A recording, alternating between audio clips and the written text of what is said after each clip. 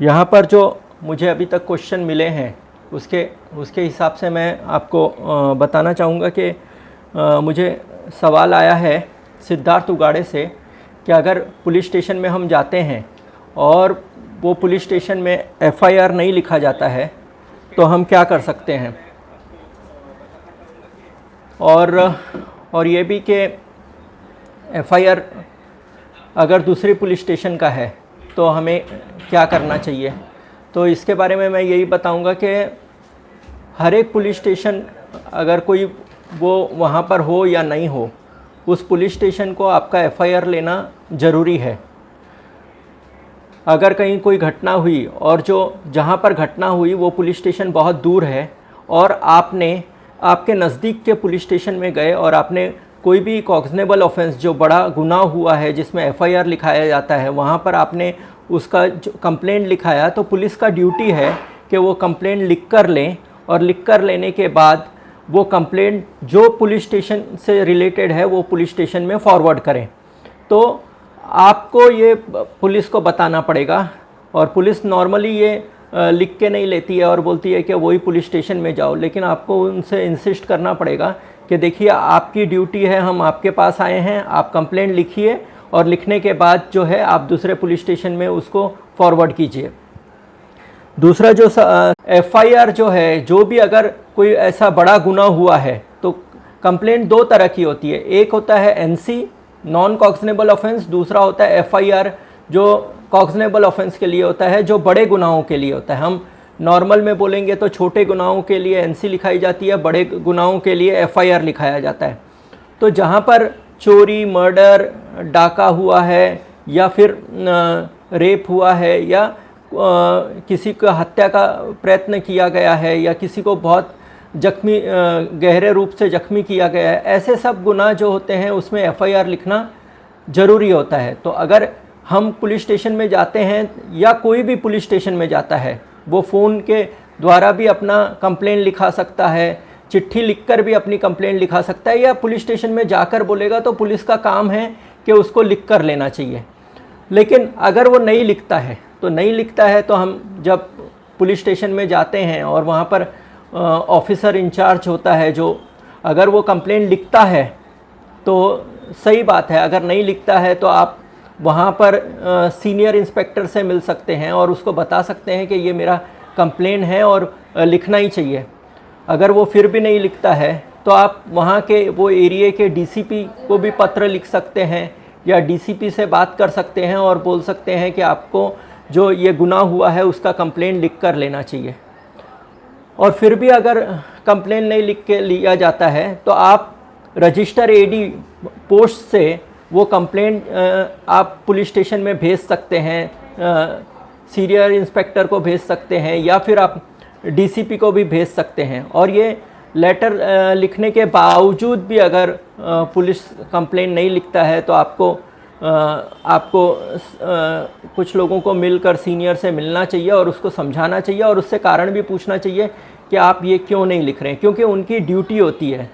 Section 154 CrPC में ये साफ तौर पे लिखा है कि पुलिस को कॉग्निजेबल ऑफेंस का कंप्लेंट लिखना मैंडेटरी है, उनके लिए वो ज़रूरी है। तो ये हमको देखना पड़ेगा कि कैसे कौन सा किस तरह से होता है। अगर फिर भी नहीं होता है और किसी भी तरह से, तो हमको बहुत सारे रास्ते अपनाना चाहिए।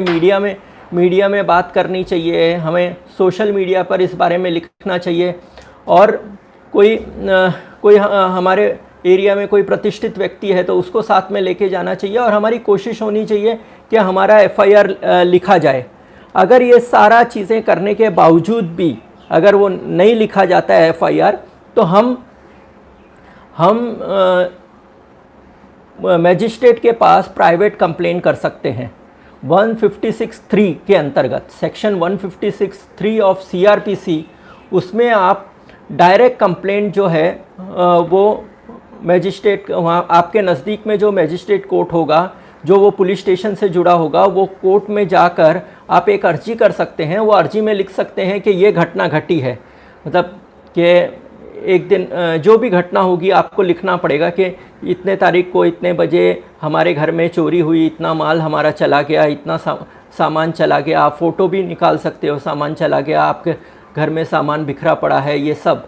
और ये सारा लगाकर आप फिर उसमें ये भी है कि हमने इसके बारे में मैं 3 बार पुलिस स्टेशन गया, 4 बार पुलिस स्टेशन गया, मैं पुलिस ऑफिसर से मिला, डीसीपी से मिला, मैंने लेटर दिए। ये सारी बातें आपको लिखना है। वो जो लेटर आपने पुलिस स्टेशन में भेजा था, डीसीपी को भेजा था, वो लगाकर, और आपको वो बोलना है कि ये पुलिस का काम है और पुलिस जानबूझकर ये कंप्लेंट नहीं लिख रही है, और कंप्लेंट लिखा जाए तो पुलिस जो मैजिस्ट्रेट जो है वो ऑर्डर दे सकता है पुलिस को कि आप एफआईआर लिखो और एफआईआर लिखने के बाद इस केस की छानबीन करो। तो ये इस तरह से आप अपनी कंप्लेंट लिखा सकते हो, लेकिन आपकी कोशिश होनी चाहिए कि मैजिस्ट्रेट में न जाकर आप पहले अपने पूरे प्रयत्न कर लीजिए और कंप्लेंट लिखाने की कोशिश कीजिए। और दूसरा जो मेरे पास सवाल आया है, वो सवाल ये है कि जब हम पुलिस स्टेशन में जाते हैं तो पुलिस स्टेशन में किस तरह से बर्ताव किया जाता है, कैसे किया जाता है, और आम जनता के क्या अधिकार हैं। देखिए, ये मैं पहले बता देना चाहता हूँ कि पुलिस जो है, पुलिस स्टेशन जो है वो हमारे लिए खोला गया है, हमारी सुरक्षा के लिए खोला गया है, कोई भी लॉ एंड ऑर्डर मेंटेन करने के लिए खोला गया है। और दूसरा है कि इसलिए भी खोला गया है कि कोई भी हमारी सुरक्षा हो सके, लॉ एंड ऑर्डर मेंटेन हो सके, और कोई भी हमारे एरिया में गुनाह, कोई भी क्राइम ना हो, और क्राइम अगर हुआ तो वो क्राइम की बराबर जांच होकर वो आरोपी को पकड़कर उसके खिलाफ केस दर्ज किया जाए। तो ये ड्यूटी जो है वो पुलिस की है। अब पुलिस को पगार जो है वो हमारे ही टैक्स के पैसे से मिलती है। पुलिस का ड्यूटी 24 घंटा होता है, पुलिस स्टेशन 24 घंटा खुला रहना चाहिए, और 24 घंटा हम वहाँ पर जा सकते हैं और अपनी बात रख सकते हैं। तो अगर आदर्श स्थिति देखें तो पुलिस स्टेशन में हमको जाने के लिए डर नहीं लगना चाहिए, पुलिस हमारा साथी और दोस्त दिखना चाहिए, लेकिन ऐसा होता नहीं है। तो ये हमें अपने मन में ये एकदम क्लियर रखना चाहिए कि हाँ, पुलिस हमारे कर्तव्य के लिए है और हम पुलिस के लिए नहीं हैं। पुलिस हमारे लिए है, हमारे एफआईआर लिखने के लिए, हमारी सुरक्षा के लिए। तो एक तो ये महत्वपूर्ण बात है कि पुलिस हमारे लिए है। दूसरा है कि हमारे छोटे छोटे जो भी काम होते हैं, पासपोर्ट का वेरिफिकेशन है, या हमारे जॉब के लिए कोई सर्टिफिकेट चाहिए, कोई हमारा डॉक्यूमेंट खो गया है तो हमको वो खो गया वो डॉक्यूमेंट का सर्टिफिकेट चाहिए। तो ये सब काम के लिए पुलिस हमेशा हमारे लिए हाजिर रहना चाहिए, और इसमें किसी भी तरह का भ्रष्टाचार नहीं होना चाहिए। तो आपको मैं ये बता दूं कि पुलिस की कोई भी सर्विस के लिए किसी भी तरह के पैसे नहीं लगते हैं। तो ऑफिशियली तो पैसे नहीं लगते हैं, अनऑफिशियली भी आपको कोई पैसा देना नहीं है। अगर आपको इसमें भी कोई तकलीफ़ होती है तो आप सीनियर से बात कर सकते हैं, डीसीपी से बात कर सकते हैं, पत्र लिख सकते हैं, इस बारे में ट्वीट कर सकते हैं। लेकिन ये आपको है कि आप किसी भी हालत में पुलिस आपके लिए किसी भी तरह से परेशान नहीं कर सकती है। और मैं प्रश्न देख रहा हूँ।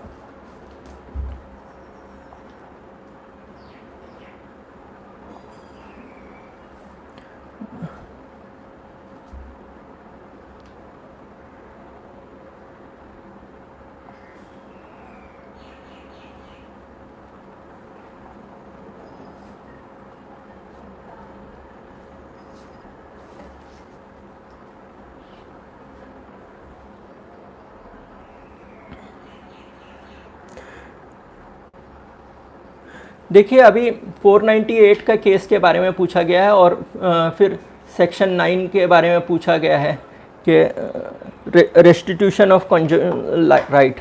तो ये हमारे स्ट्रैटेजी पे निर्भर है कि हमको कहाँ पर किस किस फोरम पे, जब महिलाओं को घरेलू हिंसा होती है महिलाओं के विरुद्ध, तो महिला पुलिस स्टेशन में भी जा सकती है, मैजिस्ट्रेट के पास जाकर डोमेस्टिक वायलेंस एक्ट में केस डाल सकती है, वो 125 में मैजिस्ट्रेट के पास मेंटेनेंस के लिए भी डाल सकती है और वो फैमिली कोर्ट में भी जा सकती है। तो ये सारे ऑप्शन महिलाओं के लिए खुले हैं। तो हमको ये है कि हर एक महिला को उसको क्या रिलीफ चाहिए। अगर उसको ये है कि किसी भी तरह से समझौता हो जाए और हम वापस से रहें और मारपीट बंद हो, तो उस डायरेक्शन में स्ट्रैटेजी बनाई जा सकती है। तो किस तरह का हमको रिलीफ चाहिए, मेंटेनेंस चाहिए तो उसके लिए अलग तरह से रिलीफ ले सकते हैं। लेकिन नॉर्मली जो भी हिंसा होती है महिलाओं से, वो किसी भी महिलाओं को घर में हिंसा जो होती है वो किसी से भी हो, सिर्फ पति से नहीं, पति से हिंसा हो सकती है, भाई से हिंसा हो सकती है, बाप से हिंसा हो सकती है, या फिर लिव इन रिलेशन है तो जिस पार्टनर के साथ, पुरुष पार्टनर के साथ वो रह रही है, उससे भी हिंसा हो सकती है। तो ये सारी हिंसा के लिए वो हिंसा के खिलाफ मैजिस्ट्रेट के पास जा सकती है। मैजिस्ट्रेट को वो बताना चाहिए कि किस प्रकार की हिंसा हुई। तो एक कॉलम अगर वो बनाती है कि मारा पीटा गया है, तो किस किस दिन पर मारा पीटा गया है, मारपीट किस प्रकार का इंजरी हुई है, वो जिस दिन इंजरी हुई है, मारपीट हुई है, उस दिन हॉस्पिटल में गए थे क्या, हॉस्पिटल का मेडिकल सर्टिफिकेट है क्या, वो हमको देखना चाहिए। अगर वो मारपीट हुई थी उस दिन के आपने फ़ोटोग्राफ निकाले हैं तो वो फ़ोटोग्राफ है क्या, वो भी आपको देखना चाहिए। फिर एक मारपीट के लिए एक पूरी तरह से हिंसा के बारे में आपको लिख के रखना है। दूसरी हिंसा जो जिस प्रकार की होती है कि आपको इमोशनल या मानसिक रूप से परेशान किया जा रहा है, आपको कोई ऐसा चीज़ बोली जा रही है जिससे आपको दुख हो, तो अगर वैसा आपको इमोशनल या मानसिक रूप से किसी भी तरह की पीड़ा दी जा रही है तो वो कब कब हुआ और कैसे हुआ, वो आपको एक अलग कॉलम में अलग तरीके से पूरी तरह से लिखना चाहिए। फिर तीसरा है कि आपको,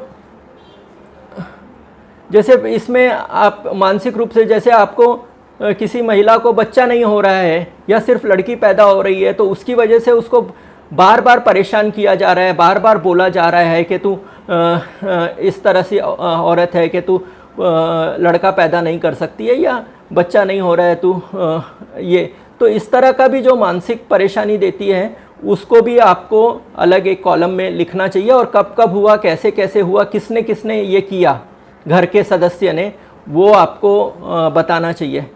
तीसरी बात है कि आपको इकोनॉमिक ऑफेंसेस आपके खिलाफ हुए कुछ, जैसे आप शादी के पहले तक और शादी में आने के बाद तक आप काम करते थे, लेकिन घर के लोगों ने प्रेशर डालकर आपका काम छुड़ा दिया, या फिर पति आपका काम पे जाता ही नहीं है और सिर्फ आपको ज़बरदस्ती काम पर भेजता है और जैसे ही आप काम से आते हैं और पगार आती है तो वो अपने पास रख लेता है, या फिर आपका किसी भी तरह से प्रॉपर्टी में वो छीनने की कोशिश करता है या किसी भी तरह से आर्थिक रूप से आपको परेशान करता है और आपको कमज़ोर करता है, तो ये भी आप उस एप्लीकेशन में लिख सकते हैं। तो ये सारा आपको लिखने के बाद आप मैजिस्ट्रेट के पास जा सकते हैं और आपको लिखना है कि आपको क्या रिलीफ चाहिए। रिलीफ नंबर 1 ऐसे हो सकता है कि ये मारपीट करना बंद करे, दूसरी रिलीफ हो सकती है कि ये ताने देना बंद करे, तीसरी रिलीफ हो सकती है कि मेंटेनेंस हर महीने फिक्स अमाउंट का मेंटेनेंस देना शुरू करे, चौथा ये हो सकता है कि उसने जो प्रॉपर्टी हड़पी है वो वापस दे, पांचवा ये हो सकता है कि ये मुझे घर से निकाल सकता है तो ये घर से ना निकाले, इसके लिए ऑर्डर लिया जा सकता है। तो ऐसे बहुत सारे रिलीफ हैं, आपको अपने केस के हिसाब से, महिलाओं को अपने केस के हिसाब से उनको ये डिसाइड करना है कि उनको किस रास्ते पे जाना है। तो मैं ये सजेस्ट करूँगा कि आपने सब महिलाओं ने डोमेस्टिक वायलेंस एक्ट तो ज़रूर पढ़ना चाहिए। बहुत आसान कानून है और बहुत छोटा सा कानून है, अगर आप पढ़ेंगे तो आपको बहुत सारी रिलीफ मिल सकती है। इसके बारे में मेरा डिटेल वीडियो जो है जनता का आईना में है, कायदा कानून में, आप उसको ज़रूर देखिए, आपको उस पर जानकारी हासिल होगी। नेक्स्ट प्रश्न, कोई प्रश्न है और कोई प्रश्न है? हाँ, तो ये हो गया है।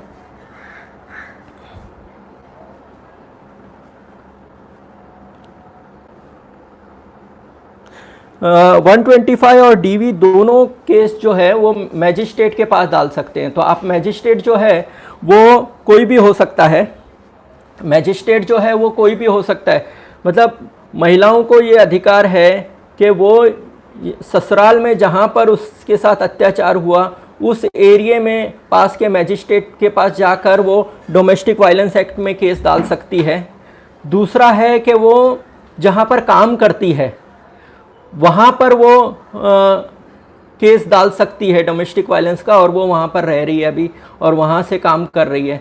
तीसरा है कि वो अपने मायके से केस डाल सकती है। चौथा है कि वो अगर किसी फ्रेंड के पास या किसी दोस्त के पास या किसी और जगह पर रह रही है तो वहाँ से वो केस उस करीब के मैजिस्ट्रेट के पास डाल सकती है।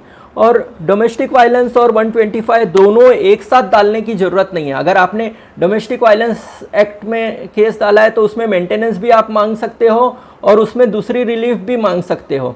तो अगर आपको उसी तरह करना है तो आप डोमेस्टिक वायलेंस में जाएंगे तो ज़्यादा बेहतर होगा। और कोई सवाल है? हाँ, तो और ये है कि बेल के बारे में सवाल है कि हम लोग जामीन कैसे ले सकते हैं और जामीन क्या होता है। अगर किसी को अरेस्ट किया गया है और उसको अरेस्ट करने के बाद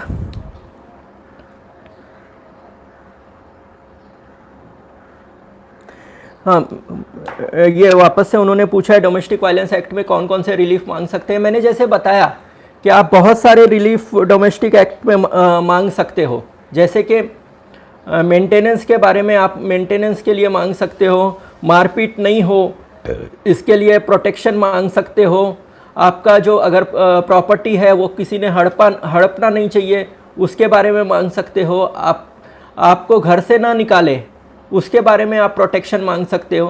तो ऐसे बहुत सारे प्रोटेक्शन जितने भी हैं आपको लगते हैं वो सारे आप डोमेस्टिक वायलेंस एक्ट में मांग सकते हो। अगर आप 125 में जाओगे तो वो ये सब नहीं मांग सकते। तो डोमेस्टिक वायलेंस एक्ट ख़ास तौर पे महिलाओं के लिए बनाया गया है, तो ये कानून में महिलाओं को ज़्यादा से ज़्यादा रिलीफ मिल सकता है। और कुछ क्वेश्चन आए हैं।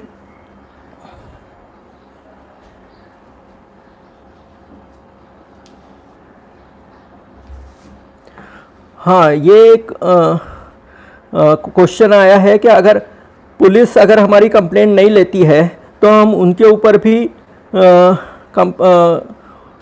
ऊपर भी कंप्लेंट कर सकते हैं क्या? तो ज़रूर कर सकते हैं। पुलिस अपनी ड्यूटी नहीं निभाती है और पुलिस अगर हमारे से दुर्व्यवहार करती है या फिर उसकी जो ड्यूटी है वो नहीं पूरी करती है या पुलिस मारपीट करती है, हमें झूठे केस में फंसाती है, हमें ज़बरदस्ती अरेस्ट करती है, तो ये सारे चीज़ों में हम जैसे आम नागरिक अगर किसी को मारता है तो आम नागरिक कंप्लेंट कर सकता है उस आम नागरिक के खिलाफ, वैसे ही पुलिस अगर हमें मारती है। देखिए, भारत के किसी भी कानून में कहीं पे भी ये पुलिस को अधिकार नहीं है कि वो किसी के भी साथ मारपीट करे। तो अगर पुलिस मारपीट करती है तो उसको सज़ा हो सकती है, उसके खिलाफ कंप्लेंट लिखाई जा सकती है और उसके खिलाफ कार्रवाई हो सकती है और उसको सज़ा भी हो सकती है। तो सज़ा देना, मारपीट करना पुलिस का काम नहीं है। पुलिस का क्या काम है? पुलिस का काम है कि अगर किसी ने गुनाह किया है तो उसके खिलाफ सबूत इकट्ठा करे और वो जज के पास लेके जाए और जज फैसला करेगा कि इसने गुनाह किया है या नहीं किया है। अभी मुझे एक और सवाल इसी बारे में आया था कि अभी जो मज़दूर थे, लॉकडाउन में जो मज़दूर जा रहे थे अपने गांव की तरफ, चल के जा रहे थे या अलग अलग तरीके से जा रहे थे, तो उन पर जो है पुलिस ने लाठियाँ बरसाई, उनको मारा गया। कई जगह पर मैंने देखा कि उनको कान पकड़कर उठने बैठने लगाया गया और पब्लिक में ऐसा किया गया। तो ये सब जो है ये इन सब काम के लिए पुलिस के खिलाफ कार्रवाई की जा सकती है, उनके खिलाफ कंप्लेंट लिखाया जा सकता है।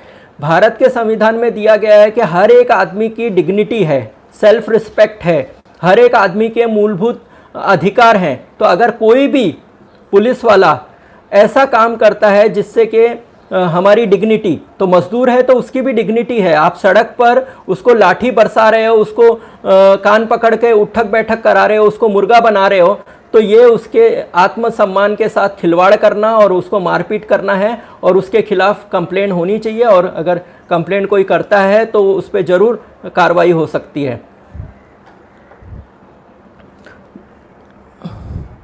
और फिर जो मैं बेल के बारे में बोल रहा था कि अगर किसी को पुलिस अरेस्ट करती है तो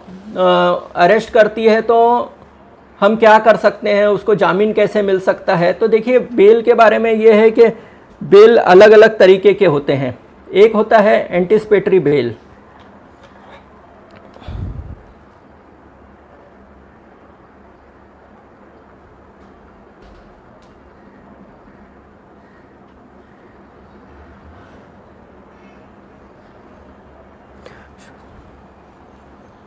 रिश्वत लिए बगैर छोड़ते नहीं।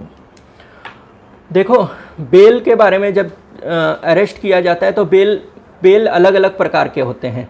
जैसे अगर किसी को अरेस्ट किया तो उसको छुड़ा के लाना है तो वो जामीन पे छुड़ाया जाता है, उसको बेल बोलते हैं। तो बेल अलग अलग तरह के होते हैं। एक ऐसा बेल होता है जिसको अटक पूर्व जामीन मराठी में बोलते हैं, इंग्लिश में एंटिसिपेटरी बेल बोलते हैं।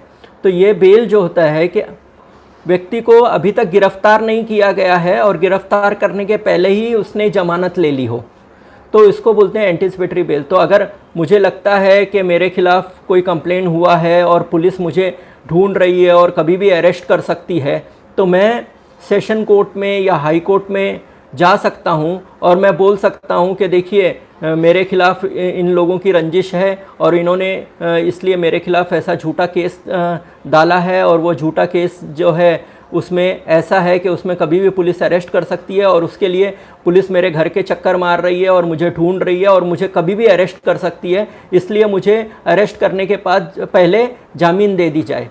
तो ये अरेस्ट होने के पहले भी किसी को जामीन मिल सकती है। दूसरी तरह का है कि अरेस्ट कर लिया, तो अरेस्ट अगर कोई केस हो गया तो उसमें भी दो तरह का होता है, एक बेलेबल केस होता है, एक नॉन बेलेबल केस होता है। तो जो बेलेबल केस होता है उसमें पुलिस स्टेशन में ही उसको अरेस्ट करेगी और वहीं पर उससे डॉक्यूमेंट लेगी, उससे जमानत लेगी और उसको छोड़ देगी पुलिस स्टेशन में ही, उसको कोर्ट तक नहीं लेके जाएगी। तो वो बोलते हैं बेलेबल ऑफेंस में पुलिस का काम है। कई बार ऐसा करती है, बेलेबल ऑफेंस में भी पुलिस जो है आरोपी को बताती नहीं है कि तुम जामीन पर छूट सकते हो, तुम अपना जामीन लेके आओ। ये पुलिस का कर्तव्य है कि उसको बताना कि वो जामीन पे छूट सकता है, ये जो कलम लगाए गए हैं उसके खिलाफ वो जामीन पात्र हैं, ये बताना पुलिस का कर्तव्य है। लेकिन पुलिस बताती नहीं है और मैजिस्ट्रेट के पास लेके जाती है, और मैजिस्ट्रेट के पास जो है फिर आपको वकील करना पड़ता है। फिर उसके बाद मैजिस्ट्रेट उसमें 100% छोड़ना ही होता है, क्योंकि बेल देना ही होता है, दूसरा नहीं होता है। लेकिन मैजिस्ट्रेट कभी सवाल नहीं पूछता है पुलिस को कि आपने खुद क्यों नहीं दिया, मेरे पास क्यों लेके आए।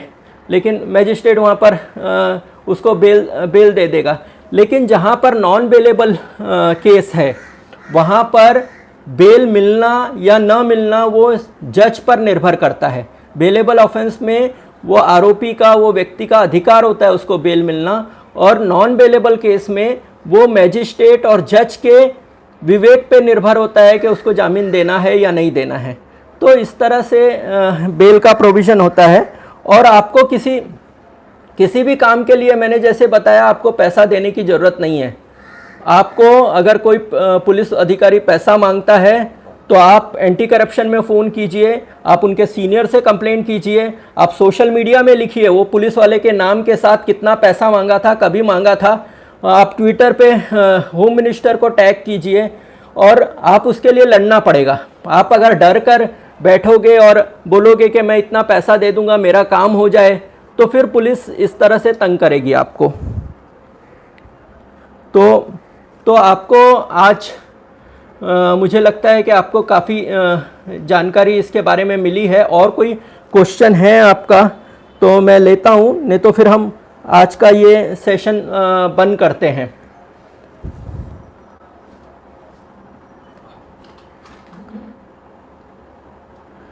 तो हम लोग ऐसा अगले हफ्ते वापस से मिलेंगे इसी समय संडे को 11 बजे, और आपके सवालों के साथ। आप मुझे अपने सवाल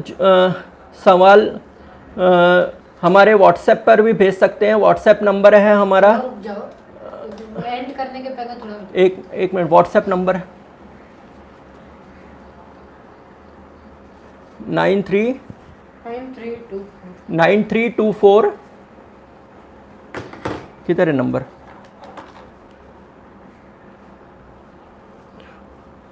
9324671100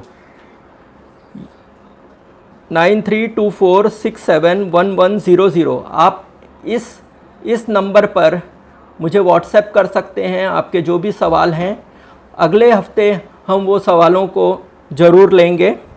अगले हफ्ते संडे के ही दिन सुबह 11 बजे।